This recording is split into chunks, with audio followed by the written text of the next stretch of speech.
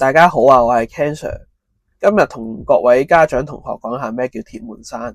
鐵門閂係車同炮嘅完美配合，去進行協同殺法。佢嘅戰術本質係鎖死對手嘅將門，令到對手嘅防線變成囚籠，勝利咧就喺一線之間啦。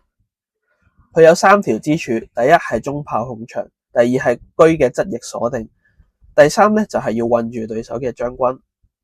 咩係鐵門閂呢？呢個就係鐵門閂啦。嗰個閂咗就好似中炮咁，呢條閂條咧就係直車啦。一旦閂死咗咧，對手就只可以坐以待斃。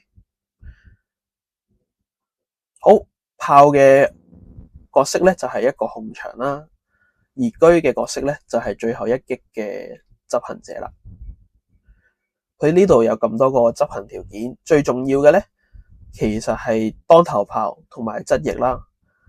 呢度有時要利用到飛張嘅。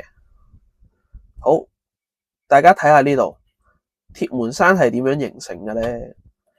擺好啲先。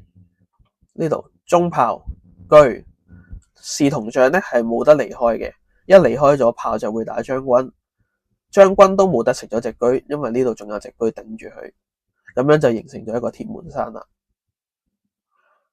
好，咩係協同效應呢？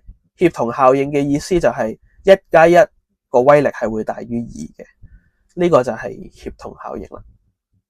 最後，凡戰者以正合以奇勝，即係咧我哋嗰個炮就係以正合啦，跟住嗰隻車咧就係以奇勝，由側面進攻嘅。